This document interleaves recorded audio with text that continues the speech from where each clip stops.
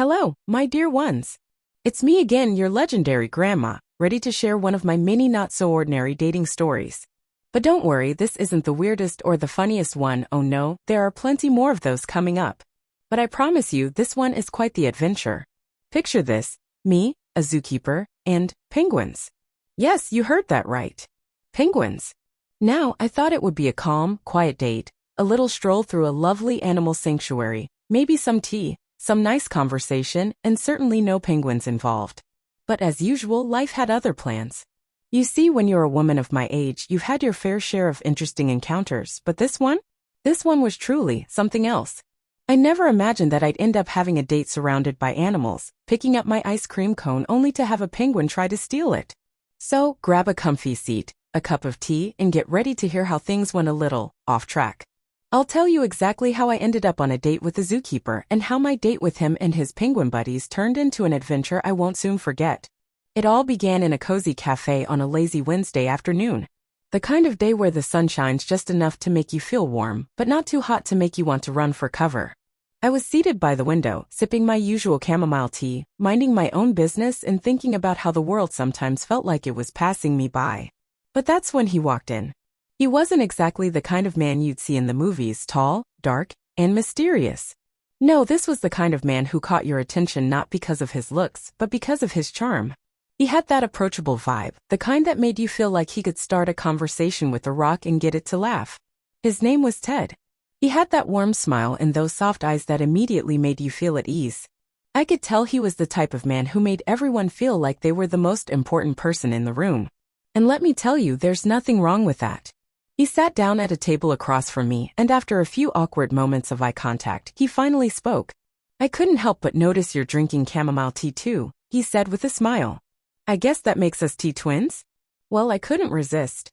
"Tea twins," I repeated with a laugh. "That's a new one, but I suppose it does make us quite the pair." And just like that, we were talking. It wasn't long before I found out that Ted was a zookeeper. Yes, you heard that right. A zookeeper. And from the way he spoke about his work, it was clear he was passionate about it. He told me about all the animals he worked with: elephants, giraffes, lions, and how he spent his days surrounded by creatures that most people only see on TV. I don't know if it was the passion in his voice or the fact that I've always had a soft spot for animals, but I found myself intrigued.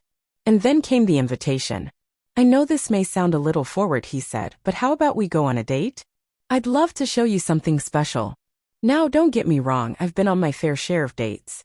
Some good, some awkward, and some that should have been outlawed. But something about Ted's request made me say yes without thinking twice. I mean, how often do you get the chance to go on a date with a zookeeper? It seemed like an adventure waiting to happen. So the next day, I found myself standing in front of the gates of a zoo. But not just any zoo. This one was different. It had a certain charm to it, something that made you feel like you were entering a whole new world. I could already hear the sounds of animals in the distance, monkeys chattering, birds squawking, and something that sounded like a lion's roar. Ted was grinning, clearly excited to show me around. "I thought we could start with the reptiles," he said, leading me to a large enclosure. I raised an eyebrow. Reptiles? I wasn't sure about that. I mean, I wasn't exactly the biggest fan of snakes. I'd always had a healthy fear of them, and the thought of being anywhere near one made my skin crawl. But Ted was so enthusiastic, and I didn't want to be a party pooper, so I went along with it. As we approached the first glass tank, I saw a large, slithering python curled up in the corner. It was a beauty, no doubt about it, with shimmering scales that almost glowed in the sunlight. But the closer I got, the more I felt like I might pass out. I stood there frozen and could feel my heartbeat in my throat. Ted, however, was completely unfazed. "She's harmless," he said with a smile. "This one's been here for years. She's very friendly." Friendly? I thought. How do you call a snake friendly? But Ted seemed to have this magical ability to make even the scariest animals seem harmless. He moved on to the next exhibit, some kind of lizard, and I followed, still feeling a little shaky but trying not to show it. We moved from one exhibit to the next, looking at monkeys, birds, and various other creatures, and the more I saw, the more fascinated I became. It was like I was stepping into a whole new world. The animals were so much more than I had imagined. They had their own personalities, their quirks, and even their own little dramas. Some of the monkeys were throwing peanuts at each other, while the flamingos were doing some kind of synchronized dance I didn't even know they could dance. Ted laughed at my reactions, obviously enjoying my awe. "See? I told you it would be an adventure," he said, looking pleased with himself. By now I was starting to warm up to the whole thing. I was still a little on edge, but the experience was so bizarre and fun that I couldn't help but enjoy myself. Ted seemed to know everything there was to know about the animals. He pointed out their individual quirks, their habits, and how they interacted with each other. And just when I thought the day couldn't get any more interesting, we reached the aviary, where all kinds of exotic birds flew around in their massive, open-air enclosure. One of the parrots squawked at me, "Hello," in the most cheerful voice, making me jump a little. Ted laughed. "Don't worry, they just want to make friends," he said. I smiled, trying to shake off the feeling that I was surrounded by a bunch of party animals and not in the fun way. I was having a good time, but little did I know the real surprise was yet to come. As we walked through the aviary, Ted mentioned that there was one more special exhibit we could visit before the day ended. "That's where the fun really begins," he said with a wink. I couldn't help but be intrigued. What kind of exhibit could top everything we'd seen so far? "Well, let's go see it," I replied, eager for whatever adventure awaited me.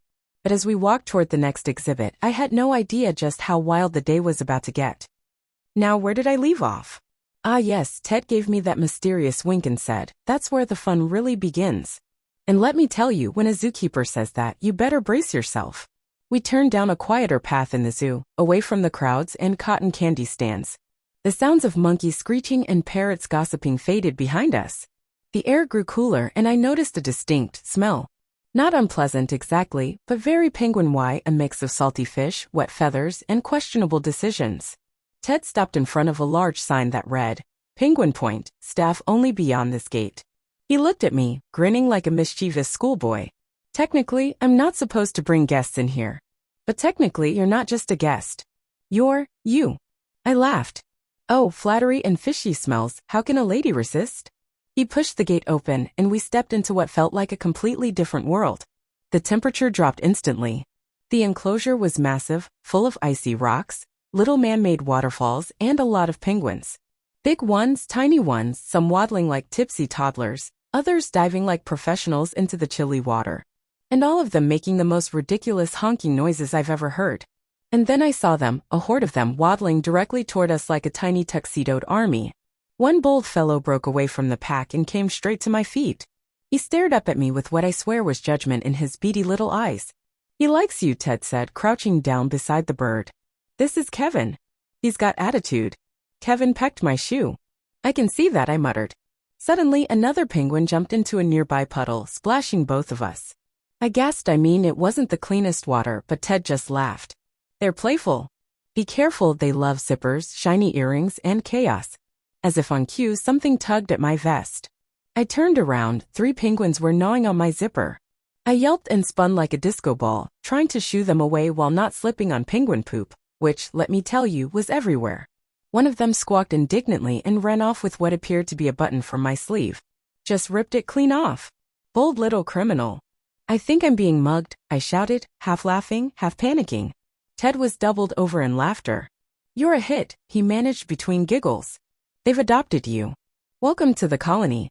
At one point, Kevin, my original frenemy, started following me wherever I walked. I sat on a bench, he hopped up beside me. I moved, he moved. I sneezed, he honked back like it was some sort of conversation. Ted leaned in. "I think Kevin's in love." "Well, I do attract difficult men," I replied. We spent what felt like forever in there, feeding them fish, which is more disgusting than romantic, in case you're wondering, dodging flipper slaps, and playing a very intense game of "please don't steal my hat." One even leapt into my lap when I sat down, slipped off, and left a suspicious wet patch on my skirt. Lovely. But despite all that, I was grinning. Genuinely grinning. I hadn't laughed that much in years. Ted kept looking at me with this amused, slightly awestruck expression, like he wasn't expecting me to keep up with the madness. But I did. I even started naming them Kevin, of course, but also Lady Pickle, Sir Fluff, and the one who farts a lot. He earned it. As we walked out of the enclosure, Ted looked at me and said, "Most people can't handle that chaos. You didn't just survive it, you owned it." "Well," I replied, flicking fish scales off my sleeve, "what's life without a few penguins stealing your dignity?" He laughed. "You're amazing." I smiled. And for a moment, I forgot my age, my past heartbreaks, my mismatched earrings, and the fact that one of those penguins definitely pooped on my shoe. I felt alive, like maybe, just maybe, there was still room for ridiculous adventure in my story. But little did I know the adventure wasn't over yet. Because as we walked back toward the exit, something unexpected happened. Now, before I tell you what happened next, I must make something very clear. I am not and have never been an athlete. I don't jog, I don't climb, and the last time I ran was to catch a chocolate sale in 1993. So imagine my horror when, in the middle of that penguin enclosure, still soggy from earlier sneeze-based interactions, one particularly mischievous penguin, a round little fellow named Albert, looked up at Jonathan, looked at me, and then bolted. Yes, bolted. Waddled at such speed, it looked like he had rollerblades on under his feathers. "Albert!" shouted Jonathan. But Albert wasn't listening.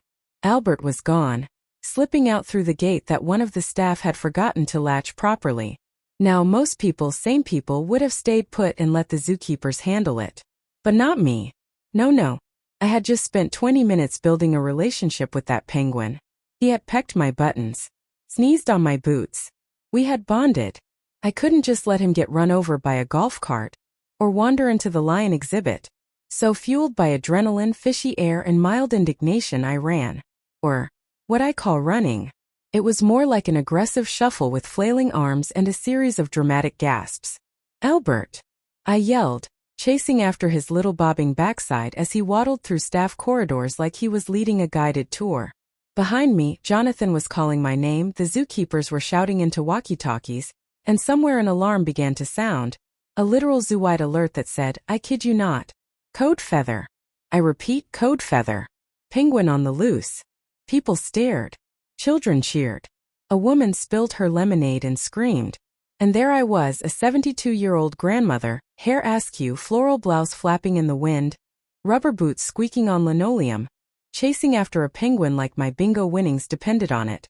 Albert led me through the reptile house, terrifying, past the snack bar, tempting, and straight toward the outdoor splash zone. I finally caught up with him, or more accurately, he stopped to admire his reflection in a puddle, and I lunged. Now, penguins are small but slippery. It was like trying to wrestle a chilled, oily bowling ball wearing a tuxedo. I grabbed him, he squawked. I squawked. Somewhere a tourist took a photo. Suddenly, I felt two firm arms lift both me and Albert off the ground. "Gotcha," Jonathan said, breathless. He was laughing but also genuinely impressed. "You tackled a penguin," he said. "Wasn't my first time," I lied. By the time we returned Albert to his habitat, the zookeepers were clapping, one staff member was crying with laughter, and I had somehow become a legend. A little girl ran up and handed me a penguin sticker. "You're my hero," she said. "Tell that to my niece," I whispered. We sat down on a bench after that, Jonathan and I, surrounded by penguin squawks and zoo chaos. He turned to me, his eyes warm and amused. "That was something." I nodded, wiping sweat from my brow with a paper napkin shaped like a giraffe. "Most people take me to a movie," I said. "Most people are missing out," he replied. It was sweet. It was weird. It was us for that moment anyway. But here's the thing, darling listeners. As much as I adored that penguin chase, as much as I laughed and thought maybe, just maybe, this man was different, that was the last time I saw Jonathan. Yes, I know. Dramatic, isn't it? We exchanged numbers. We said we'd call. But life, oh life, it has a way of flipping your plans like pancakes during an earthquake. But do I regret it? Not a second. Because for one glorious afternoon, I was a penguin-saving heroine in rubber boots, with a handsome zoologist at my side and a wild, waddling story in my heart.